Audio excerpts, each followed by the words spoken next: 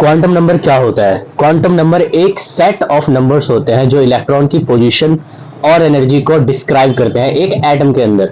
जैसे घर का एड्रेस होता है ना, house number, street, city, pin code, वैसे इलेक्ट्रॉन का एड्रेस बताने के लिए क्वांटम नंबर यूज होते हैं। बारी है टाइप्स ऑफ क्वांटम नंबर्स। चार टाइप्स के होते हैं। सबसे पहले है प्रिंसिपल क्वांटम नंबर। इसको एन से दिखाना है। ये बताता है कि इलेक्ट्रॉन किस शेल में है, यानी के में है कि एल में है कि एम में है कि एन में है। वैल्यू इसका क्या हो सकता है, एक से लेके 1 2 3 4 5 से कुछ भी हो सकता है। ठीक है, अगर एन की वैल्यू बढ़ जाएगा तो यानी शेल की दूरियां बढ़ जाएगी। किससे? इलेक्ट्रॉन की दूरियां बढ़ जाएगी। किससे? न्यूक्लियस से, क्योंकि शेल के अंदर क्या होता है, इलेक्ट्रॉन होते हैं। जैसे एन शेल की बात करें, इसमें जो इलेक्ट्रॉन होगा न्यूक्लियस से बहुत दूर है, यानी एन की वैल्यू बढ़ेगा तो इलेक्ट्रॉन और न्यूक्लियस में दूरी बढ़ जाएगी और एनर्जी क्या होगा, ज्यादा लगेगा उसमें। समझ में आ रहा है? एजीमुथल क्वांटम नंबर ये क्या होता है, उससे पहले आपको पता होना चाहिए कि जो कोई शेल होता है ना, शेल के अंदर होता है क्या चीज, सब शेल होता है। आया समझ में? और सब शेल के अंदर क्या होता है, ऑर्बिटल्स होते हैं।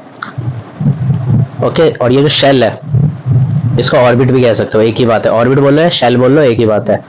तो फर्क समझ में आया? ऑर्बिट और ऑर्बिटल में क्या होता है, ये एक फ्लैट है मान लो, फ्लैट के अंदर बहुत सारे वो क्या है, फ्लोर है। फ्लोर के अंदर क्या है, रूम्स है, तो रूम्स हमारे ऑर्बिटल्स होते हैं। समझ में आ रहा है? इसको ऐसे याद कर सकते हो आप लोग।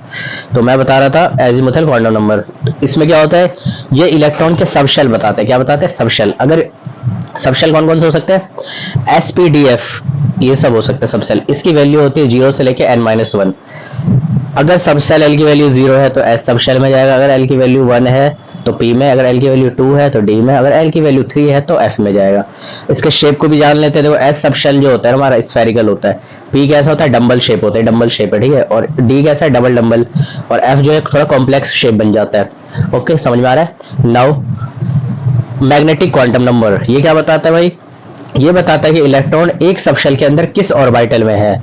ठीक है, सब शेल के अंदर किस ऑर्बिटल में है ये बताता है, यानी ऑर्बिटल बताता है। कहने का मतलब ये है। तो इसकी जो वैल्यू होती है -L से लेके +L तक हो सकता है। देखो यहाँ बता रखा है, अगर S सब शेल में है तो इसके अंदर कितने ऑर्बिटल होंगे, एक ही ऑर्बिटल होंगे, यानी मैक्सिमम इलेक्ट्रॉन कितने आएंगे, 2 आएंगे। ओके, अगर L = 1 में है तो P सब शेल जाएगा। ठीक है, ओके, क्लियर है बात? तो इसकी m की वैल्यू जो है ना -1 0 और +1 हो सकता है, क्योंकि हमें ये वाला फॉर्मूला लगाना है। -L से लेके L टोटल कितने ऑर्बिटल हो गए, 3 हो गए। समझा? तो P में क्या होते हैं, 3 ऑर्बिटल होते हैं, D में कितने होते हैं, 5 होते हैं, F में कितने होते हैं, 7 होते हैं, और इलेक्ट्रॉन के डबल हो जाते हैं। समझ में आ रहा है? नाउ स्पिन क्वांटम नंबर ये क्या होता है, ये इलेक्ट्रॉन के रोटेशन यानी स्पिन को बताता है। इसकी वैल्यू हाफ क्लॉकवाइज होता है और माइनस का हाफ एंटी क्लॉकवाइज होता है, यानी आधा घूमेगा उल्टा, आधा घूमेगा सीधा। आया समझ में? एग्जाम्पल कर लेते हैं भाई। हाइड्रोजन एटम का न्यूक्लियस जो होता है 1s1, तो n की वैल्यू अगर 1 हुआ तो K शेल में जाएगा। ठीक है, L यहाँ पे 0 आ रहा है, S सब शेल के अंदर आएगा। M की वैल्यू 0 आ रहा है, सिर्फ एक ही ऑर्बिटल होगा इसमें, यानी ये क्या हो सकता है, +½ या -½ हो सकता है। तो ये था इसका एक एग्जाम्पल। ओके बच्चों, थैंक्स फॉर योर सपोर्ट। मिलते हैं अगले वीडियो में ऐसे इंटरेस्टिंग लेक्चर के साथ, ताकि आपके एग्जाम में एक हाई फाई मार्क्स आए।